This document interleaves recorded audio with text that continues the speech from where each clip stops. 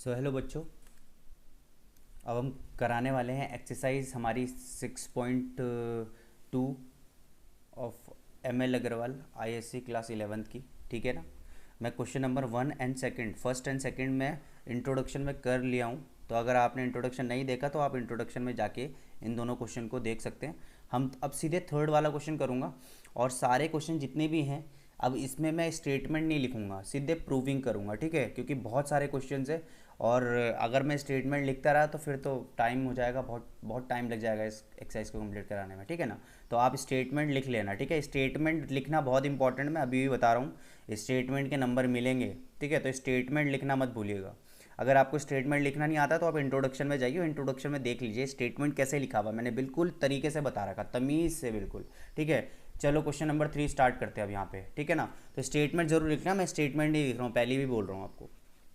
ठीक है, question number 3 कर रहा हूँ मैं। 3x plus 6x plus 9x plus dot dot dot dot dot n term equals to right hand side में है मेरा 3/2n n प्लस 1 और x। ठीक है यहाँ पे ओके। अब यहाँ पे बहुत अच्छे से देखेंगे आप, लेफ्ट हैंड साइड में जितनी भी टर्म्स है उसको देखो।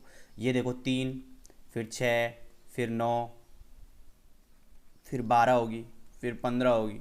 तो ये क्या है, ये सारे मल्टीपल ऑफ 3 हैं। समझ में आया है ये क्या है भाई, मल्टीपल ऑफ 3 है। अब ये मल्टीपल ऑफ 3 है तो देखो ये इसको ना ऐसे करो, इसको और इजी करने के लिए ना इसको तोड़ दिया करो। जैसे मैं इसको लिख सकता हूँ 3 × x।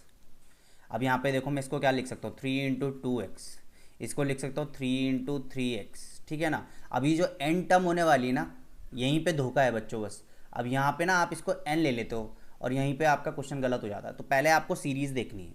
ठीक है, तो देखो ये सीरीज़ क्या है, 3x फिर 3 × 2x 3 × 3x। तो यहाँ पे क्या हो जाएगा 3 × nx। बस यहीं पे बच्चे गड़बड़ी कर देते हैं, क्वेश्चन गलत हो जाता है। तो यहाँ पे जो मेरी लास्ट टर्म है वो क्या है 3 × nx। ठीक है, यहाँ पे ये हो गया हमारा। अब मुझे क्या करना है, 1 पे चेक करना है। तो 1 पे चेक कर लेता हूँ तो ये हो जाएगा। देखो लेफ्ट हैंड में जो मेरी लास्ट है वो क्या है 3nx। ठीक है, इक्वल्स टू राइट में है 3/2n n प्लस 1x। ठीक है, अब यहाँ पे देखो इस पे मैं 1 रख देता हूँ n की जगह पे, ये हो जाएगा 3x। इस पे मैं n की जगह 1 रख देता हूँ 3/2 1 प्लस 1x। ठीक है, तो देखो ये 2 हो जाएगा, ये पूरा 2 कट जाएगा, फिर से देखो 3x आ गया। क्लियर है यहाँ तक। तो देखो टी अगर मैं 1 रखता हूँ तो 1 के लिए तो मेरे लिए ट्रू है, ये 1 के लिए तो ये मेरे लिए ट्रू है, बिल्कुल सही। अब मैं क्या करता हूँ एज्यूम करता हूँ। ठीक है ना। अब एज्यूम करूँगा, मैं एज्यूम करूँगा कि भाई ये के लिए भी ट्रू है। तो यहाँ पे देखो इस पे लास्ट मेरी जो टर्म थी वो ये थी, तो ये हो जाएगा 3kx इक्वल्स टू, अब जो मेरी राइट हैंड साइड थी जहाँ पे n है वहाँ पे मैं k रख दूंगा। तो ये देखिए यही मेरी लास्ट राइट हैंड में है। तो ये हो जाएगा 3/2 k प्लस 1x। ठीक है ना। तो देखो ये मेरा हो गया k। अब मैं बोलूँगा भाई एज्यूम किया था तो t/2।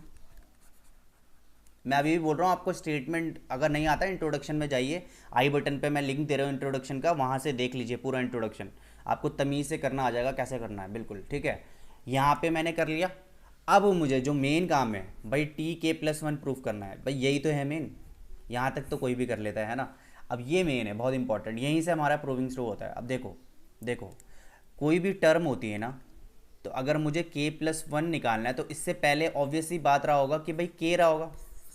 भाई कोई भी टर्म है तो पहले के आएगा फिर k+1 आएगा। ठीक है, तो ऐसे में ऐसे ऐसे राइट डाउन किया k+k+1 equals to, right hand में क्या है देखो, राइट हैंड में मेरा ये है। अब जहाँ पे k है वहाँ पे मैं k+1 रख दूँ, जहाँ पे मेरा ये है वहाँ पे मैं k+1 रखूँगा। तो देखो 3/2 k+1, यहाँ पे k है पहले से तो k+1 + 1, तो ये हो जाएगा k+2x। तो देखो ये तो मेरा राइट हैंड आ गया। अब मुझे किसी भी तरीके से लेफ्ट हैंड को ना राइट हैंड में अगर इस इक्वेशन में प्रूफ कर दूं तो भाई ये मेरा ट्रू हो जाएगा फॉर k+1। अब देखो सबसे पहले k क्या था, अब k की वैल्यू क्या थी, देखो k की वैल्यू मेरी क्या थी राइट हैंड में, ये पूरी की पूरी थी। तो मैं इसको उठा के k की वैल्यू यहाँ रख देता हूँ। ठीक है, तो ये पूरा उठा के मैं इधर रख देता हूँ, तो ये हो जाएगा 3/2 k+1 और x। ठीक है ना। ठीक है, ये पूरा उठा के मैंने यहाँ रख दिया। अब यहाँ देखो, यहाँ बोलते हैं कि सर आपको लास्ट वैल्यू तो यहाँ पे 3kx रखनी थी, आप यही रख लो, कोई बात नहीं। आप अगर ये भी रखोगे तो ये k की वैल्यू तो थी और इसकी वैल्यू क्या थी, पूरी की पूरी ये थी, तो मैंने इसको उठा के ये रख दिया, कोई दिक्कत है यहाँ तक। अब यहाँ पे बच्चे गड़बड़ी कर देते हैं, यहाँ पे k+1 लिखेंगे। याद करो कि मेरी लास्ट टर्म क्या थी, देखो 3nx थी। अब ये 3nx में मुझे इस x+1 को घुसाना है, पुट करना है, ठीक है ना। तो ये हो जाएगा, देखो 3nx है। अब ये जहाँ पे n है ना वहाँ पे k+1 रख देना। तो देखो लास्ट टर्म मेरी जो थी ना उसी के हिसाब से मैं रखता हूँ सारी वैल्यूज़, ठीक है ना। तो k+1 तो मैं उसी के हिसाब से रखूँगा, तो ये हो जाएगा 3k+1 और x। बस अब मेरा ये सॉल्व हो जाएगा। तो देखो अब मुझे सिर्फ लेफ्ट हैंड साइड सॉल्व करनी है जो कि राइट हैंड साइड के बराबर आ गई, तो मैं बोलूँगा yes it is true for k+1। तो यहाँ पे देखो 3/2k k+1x k+1 फिर x plus 3k+1 whole upon 2। और ये x को ना यहीं इसके आगे लिख लो, ये वाले x को भी इसके आगे ही लिख लो ताकि कन्फ्यूजन ना हो आप लोगों को, ठीक है। बस अब एलसीएम ले लेता हूँ, देखो मैं ये 1 है, नीचे 1 है, एलसीएम ले लेते हैं। तो ये पूरा का पूरा क्या हो जाएगा, देखो 2 हो जाएगा 3kx k+1 प्लस, अब ये देखो 2 × 3 ये हो जाएगा 6x, ये हो जाएगा k+1, राइट। यहाँ तक क्लियर हो गया। बस अब कुछ नहीं करना।